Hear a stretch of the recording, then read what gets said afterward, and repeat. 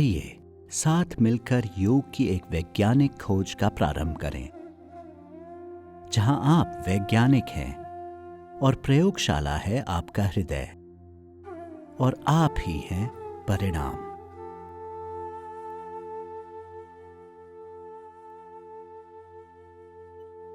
दाजी के साथ ध्यान कार्यक्रम में आपका स्वागत है। इस हफ्ते दाजी हमें ध्यान से जुड़े हुए कुछ मूल तत्व बताएंगे। तो आइए सुनते हैं दाजी से द बेसिक्स ऑफ मेडिटेशन, और उसके बाद करेंगे ध्यान दाजी के साथ।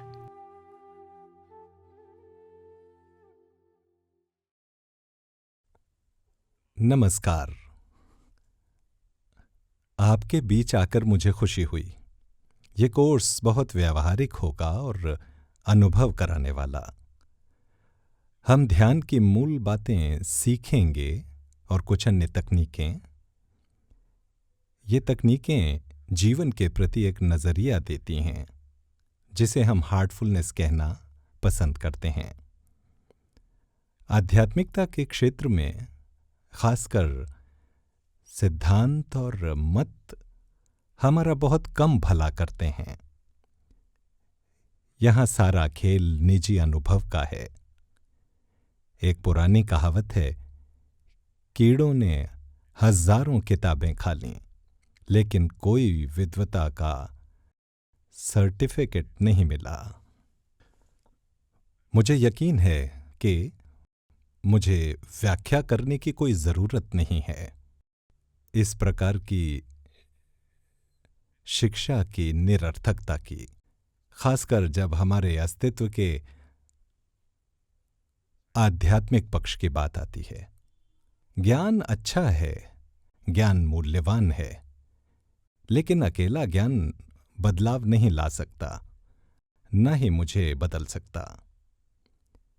ये स्वयं हमें पूर्णता की ओर ले जाने में असमर्थ है। यह अच्छी शुरुआत है, लेकिन वही अंत नहीं होना चाहिए। उदाहरण के लिए, हर कोई जानता है कि धैर्य एक गुण है। हर कोई जानता है ईमानदारी अच्छी है। क्या इसका मतलब है आज की दुनिया में धैर्य और ईमानदारी व्याप्त हैं? हमें ज्ञान से परे कुछ चीज चाहिए। हम ध्यान करते हैं क्योंकि हम किसी स्तर पर परिवर्तन चाहते हैं। परिवर्तन को हम कई तरह से परिभाषित कर सकते हैं, अपनी जरूरतों और ध्येय के अनुसार। कुछ लोग ध्यान करते हैं तनाव कम करने के लिए। दूसरे कहते हैं, मैं ईश्वर में लीन होना चाहता हूं। हर एक के कारण अलग होंगे, लेकिन ध्यान के बारे में एक अच्छी बात यह है कि यह हमारे सामने निरंतर अभिलाषाओं के नए स्तर खोलता रहता है। जिस कारण से आप ध्यान शुरू करते हैं, बाद में आपके ध्यान जारी रखने का शायद ही वो कारण रहे। जैसे जैसे हमारा दृष्टिकोण बदलता है, वैसे वैसे हमारी अभिलाषाएं भी। जब हमारी अभिलाषाएं उच्चतर हों, तो संभावनाएं भी अधिक होंगी। इस जगह में ये स्पष्ट कर देना चाहता हूं कि अभिलाषा अलग है लालसा से। लालसा का मतलब कुछ पाने से है, जैसे कोई पद या कोई चीज हासिल करना। अभिलाषा पूरी तरह से कुछ और है। एक अर्थ में हम ये कह सकते हैं कि अभिलाषा का अर्थ कुछ बनना है, लेकिन इसमें भी कुछ हासिल करने जैसा है। सच्ची अभिलाषा वो है जिसमें हृदय पुकारता है शुद्धता और सरलता के लिए, और शुद्धता और सरलता के स्तर अनंत हैं। तो इस आध्यात्मिक यात्रा को हम अनंत यात्रा मान सकते हैं, जहां उपलब्धि का हर स्तर हमें श्रेष्ठ बनाता है और हमारे लिए नई संभावनाएं खोलता है। जीवन में बहुत कम काम ऐसे हैं जिनमें अनंत विकास हो सकता है। आप वर्कआउट करते हैं जिम में, हर दिन सब तरह के प्रोटीन और मिल्क शेक पीते हैं, लेकिन अंततः शारीरिक विकास नियंत्रित होगा आपकी पूर्व निर्धारित जेनेटिक्स से। एक व्यक्ति जिसके बढ़ने की संभावना है 5 फुट 5 इंच तक, वो हो जाएगा 5 फुट 5 इंच। वो कसरत कर सकता है, पूरा प्रयास कर सकता है, और वो शायद 5 फुट 6.5 इंच हो सकता है, लेकिन निश्चित ही 6 फुट का नहीं हो सकता। इसलिए शारीरिक स्तर पर हमारी सीमाएं हैं। काफी हद तक ये हमारे पूर्व निर्धारित जेनेटिक्स से है। हाँ, थोड़ा बहुत फ्लेक्सिबिलिटी है। मानसिक स्तर पर हमारे पास अधिक फ्लेक्सिबिलिटी है। एक किसान के बेटे के पास काफी क्षमता है, संभावना है ग्रेजुएट बनने की या पोस्ट ग्रेजुएट और पीएचडी होने की, है कि नहीं? मानसिक स्तर पर आपके पास अधिक फ्लेक्सिबिलिटी है। हालांकि हमारे पास फ्लेक्सिबिलिटी है पीएचडी या डबल पीएचडी करने की, लेकिन एक अंतर अभी भी है। क्या तब हम अपनी तुलना कर सकते हैं उन महान लोगों से जैसे आइंस्टाइन? सवाल ही नहीं। तो एक तरह का मानसिक अवरोध भी है जिसे हम पार नहीं कर सकते। अगली है आध्यात्मिक क्षमता। ये अनंत है। शारीरिक स्तर पर हमारे पास सीमित संभावनाएं हैं विकास की, मानसिक स्तर पर ये फ्लेक्सिबिलिटी अधिक है, और आध्यात्मिक स्तर पर इसकी संभावना अनंत है। शारीरिक स्तर पर यदि फिर से देखें तो हम खुद को बहुत सी चीजों से पोषित करते हैं। मानसिक स्तर पर भी बढ़ने के बेहतर तरीके हैं। कई तरीके हैं अपने मानसिक क्षेत्र को समृद्ध करने के, जिसके लिए हम बात करते हैं, ऐसे कोर्सेज करते हैं। आध्यात्मिक संतुष्टि के लिए, आत्मा के पोषण के लिए हमें किस तरह का पोषण चाहिए? इसके लिए ये ध्यान, हार्टफुलनेस ध्यान बहुत खास है।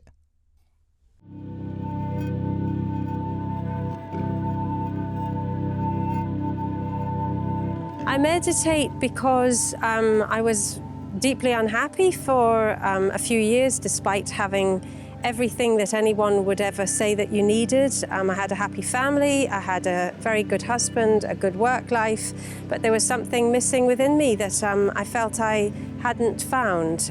I decided that the best way forward was to try to find some means to access something within myself, and I was fortunate enough to find meditation, which has been wonderful.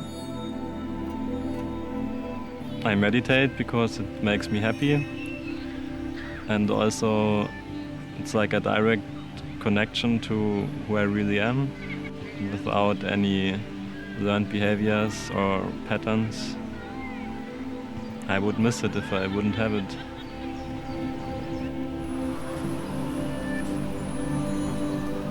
Meditation on the heart taught me to feel the heart more than anything else and surrender to the reality inside.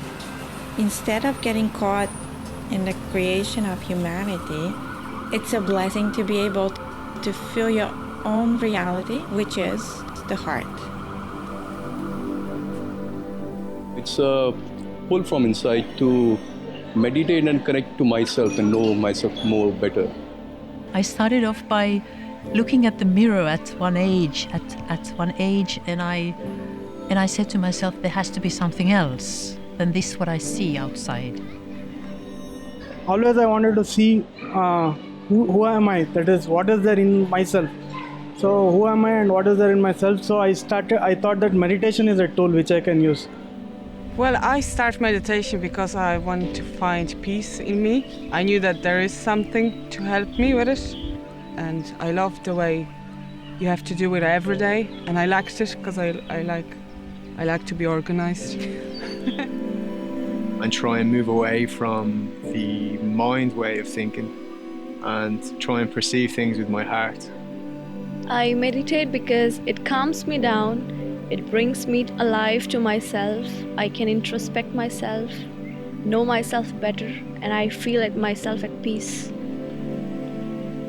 I like it when meditation happens is because the way I am in a much more profound way than I am usually.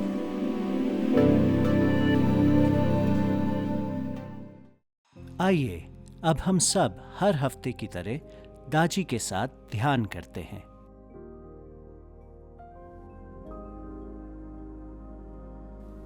आराम से बैठ जाएं, धीरे से अपनी आंखें बंद कर लें, अपना ध्यान अंदर की ओर मोड़ें, स्वयं का अवलोकन करने के लिए थोड़ा समय लें। अब ये सुझाव लें कि आपके हृदय में दिव्य प्रकाश का स्रोत पहले से मौजूद है और ये आपको भीतर से आकर्षित कर रहा है।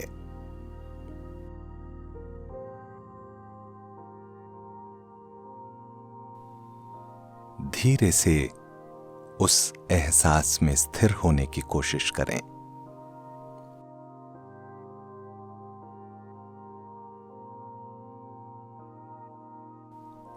यदि आपको लगे कि आप अन्य विचारों में बह रहे हैं तो उनसे जूझें नहीं और नहीं उन पर ध्यान दें, बस उन्हें रहने दें। खुद को फिर से ये याद दिलाएं कि आप अपने हृदय में दिव्य प्रकाश के स्रोत पर ध्यान कर रहे हैं। स्वयं को ज्यादा से ज्यादा अपने अंतस्थ में लीन होने दें।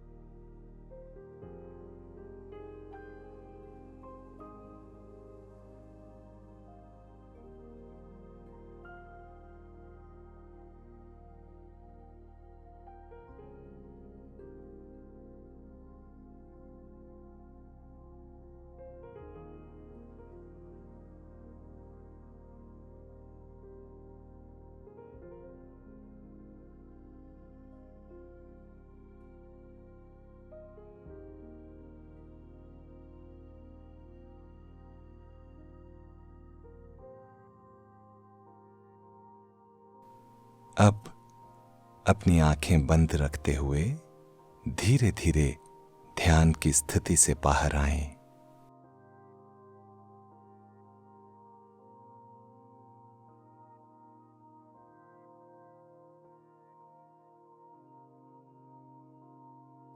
अक्सर कहा जाता है कि जो नियति में है वो ही होगा, लेकिन क्या हम अपनी नियति का निर्माण कर सकते हैं? इस सवाल पे मानव जाति ने हमेशा चिंतन किया है। अपनी पहली पुस्तक द हार्टफुलनेस वे की सफलता के बाद दाजी ने लिखी डिजाइनिंग डेस्टिनी या नियति का निर्माण। इस अनोखी पुस्तक में दाजी हमें बताते हैं कि कैसे हम अपने आप अपने भाग्य का निर्णय ले सकते हैं। इस पुस्तक में दिए गए सुझाव सरल और व्यवहारिक हैं। आस्था चैनल के इस कार्यक्रम दाजी के साथ ध्यान में दाजी ने हमें हार्टफुलनेस के अभ्यास के बारे में बहुत कुछ बताया है। डिजाइनिंग डेस्टिनी पुस्तक में उस अभ्यास को और गहरा करने के अनेक तरीके बताए गए हैं। सभी को इस अनोखी पुस्तक का लाभ उठाने का निमंत्रण है। डिजाइनिंग डेस्टिनी, नियति का निर्माण। दाजी के साथ ध्यान कार्यक्रम में जुड़ने के लिए आपका धन्यवाद। कृपया अगले हफ्ते फिर जुड़िएगा हमारे साथ।